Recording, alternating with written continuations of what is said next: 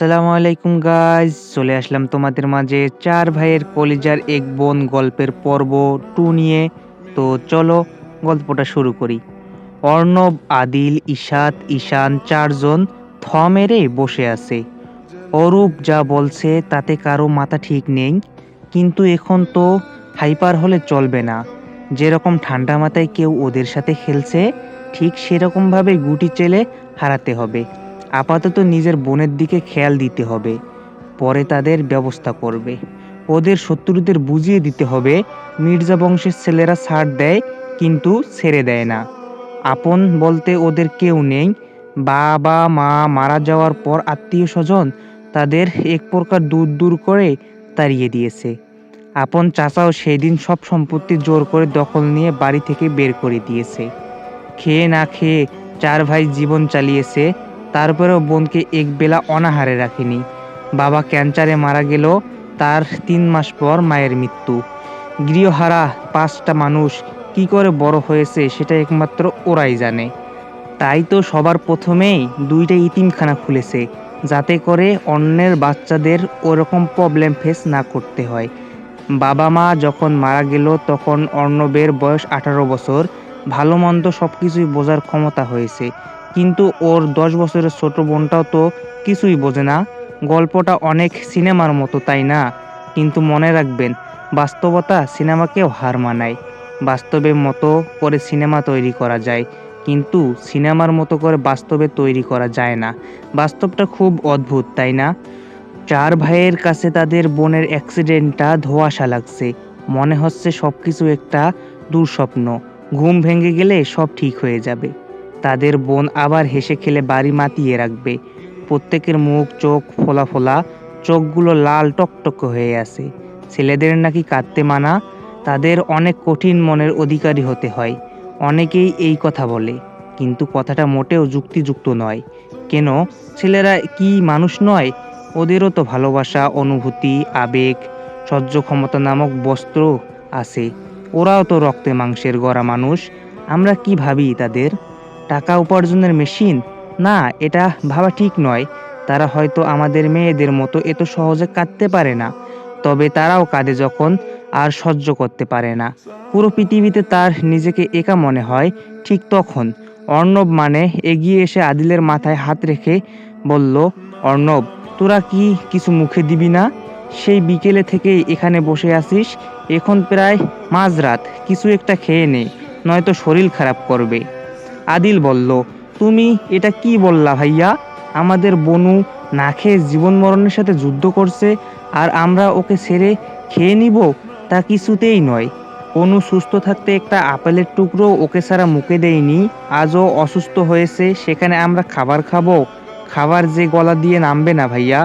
অর্ণব, তোরা সবাই আমার আদরের, তোদের কথা তো আমাকে ভাবতে হবে।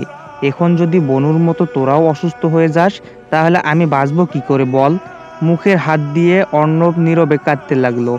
ঈশান বলল, ঈশাত, তোর কালকে কম্পিটিশন আছে, তুই কি সেখানে পার্টিসিপেট করবি? ঈশাত বলল, আর ইউ ম্যাড সান? তোর মাথা ঠিক আছে? আমার বনু সবার আগে, তারপরে আমার কেরিয়ার। রেগে অর্ণব বলল, আগামীকালের কম্পিটিশনটা তো অনেক জরুরি, কাল পার্টিসিপেট না করলে জাতীয় দলের চান্স পেতে সমস্যা হয়ে যাবে।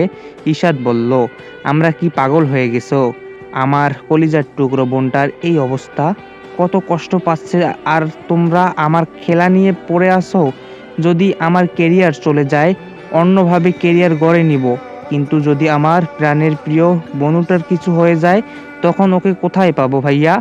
আমি ওকে ছেড়ে 1 সেকেন্ডের জন্যও বাইরে যাব না। যদি ফিরে এসে দেখি ও। বাকি কথা বলার আগেই মুখ ঢেকে কান্নায় ভেঙে পড়ল। সবকিছু এক মুহূর্তে এলোমেলো হয়ে গেল। সব নিউজের হেডলাইনে এখন একটাই খবর, বিশিষ্ট শিল্পপতি অর্ণব মির্জা ও নর্থ ইনস্ট্যান্ট ক্লাবের বাস্কেটবলের চ্যাম্পিয়ন ইশাত মির্জার একমাত্র বোন কার অ্যাক্সিডেন্টে গুরুতর আহত হয়ে হসপিটালে মৃত্যুর সাথে লড়াই করছে। বিকেল থেকে সন্ধ্যা পর্যন্ত মিডিয়ার মানুষ এসে হাসপাতালে ভিড় করছে, কিন্তু চার ভাইয়ের এক ভাইও মিডিয়ার সামনে যায়নি। আসবে কি করে তারা? তারা সেরকম পরিস্থিতিতেই ছিল না। এদিকে মিডিয়াতে তিলকে তাল বানিয়ে নানান কথা প্রচার করছে, তাতে মিস্টার মির্জাদের কোনো সমস্যাই নেই। উষা যদি ওর ভাইদের এই অবস্থা দেখতো তাহলে কি রকম রিয়েক্ট করতো তা আমার জানা নেই। হয়তো খুশিতে আত্মহারা হয়ে যেত, নয়তো নাক টেনে দিয়ে প্রত্যেককে কান ধরে উঠবস করাতো। এটা হয়তো সব ভাইয়ের পাগলামির সাজা। আর ও খিলখিল করে হাসতো। ৪ জনের পাশাপাশি আরেকজন পাগল হয়ে গেছে উষার জন্য। সে পারলে এখনই চলে আসে আমেরিকা থেকে, কিন্তু রাতের ফ্লাইটের টিকিট পায়নি বলে আসতে পারেনি। তাই মিনিটে মিনিটে ৪ ভাইয়ের মোবাইলে কল দিয়ে পাগল করে ফেলছে। আবার কল করলো অর্ণবের কাছে। ভাইয়া, উষার শরীরের অবস্থা কেমন? ও কি ভালো হবে না? আমার সাথে কথা বলবে না? আমি ওর সব কথা শুনবো, প্লিজ ওকে আমাদের সাথে ফিরে আসতে বলুন। ওকে ছাড়া বাঁচতে পারবো না।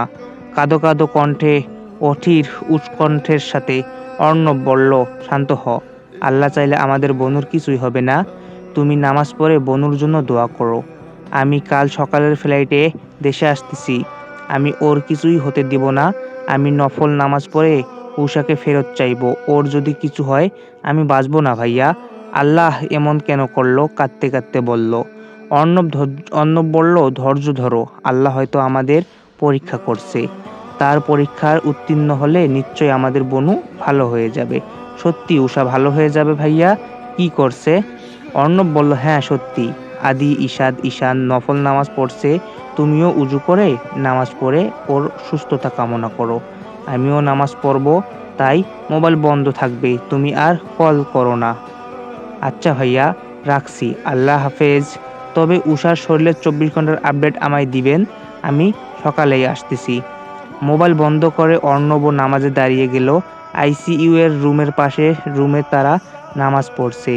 রুমের পাশে বডিগার্ডের কড়া নজরদারি। তখন অরূপের কথা শুনে নজরদারি আরো দ্বিগুণ বাড়িয়ে দিয়েছে। এক পাশে উষা বেডে শুয়ে আছে, আরেক পাশে নিঃশ্বাসের নামাজ আদায় করছে ৪ ভাই। চোখের পানিতে পাঞ্জাবি ভিজিয়ে ফেলেছে। পুরো রুমের পিনপিনে নীরবতা। বোনের জন্য তারা আল্লাহর কাছে ফুঁপিয়ে ফুঁপিয়ে কান্না করতিছে, যাতে তাদের বোনটা ভালো হয়ে যায়। নামাজে ফুঁপিয়ে ফুঁপিয়ে ইশাদ কাঁদছে। ওদের সাথে এমন হলেও কষ্ট পেত না তারা। কিন্তু বোনের জন্য জান চলে যাওয়ার মতো অবস্থা হয়েছে তাদের। সত্যি, থাকার মতো থাকলে একটা ভাই যথেষ্ট। ৪ জনের প্রয়োজন হয় না। সেখানে উষা ৪টা ভাইয়ের প্রাণের সাথে জড়িয়ে আছে। অনেক রেসপেক্ট ও সেলুট পৃথিবীর সকল ভাইদেরকে, যারা তার বোনকে রক্ষার জন্য ঢালের মতো দাঁড়িয়ে আছে। আর এ তো পাগলামি করে। মোনাজাতে কাঁদতে কাঁদতে ৪ ভাইয়ের চোখের অবস্থা খারাপ করে ফেলেছে। জানি না আল্লাহ তাদের কান্না শুনতে পারছে কিনা। সবার মনে একটাই বাসনা, তাদের বোনও ঠিক হয়ে যায়। হঠাৎ করে আদিল মোনাজাত শেষ করে বোনের রুমের দিকে তাকালো। তাকিয়ে চোখ কপালে তুলে ফেললো। যা দেখলো তাতে জোরে চিৎকার করে উঠল। বাকি ৩ জন মাত্রই সালাম ফিরিয়ে মোনাজাতের প্রস্তুতি নিচ্ছিল। আদিলের চিৎকারে বোনের দিকে তাকালো। আদিল চিৎকার দিয়ে ভাইয়া বলে ডাকার সঙ্গে সঙ্গে সবাই তাকিয়ে যা দেখলো, তাতে সবার হাত পা কাঁপাকাঁপি শুরু হয়ে গেল। আল্লাহ কি ওদের কথা শুনল না?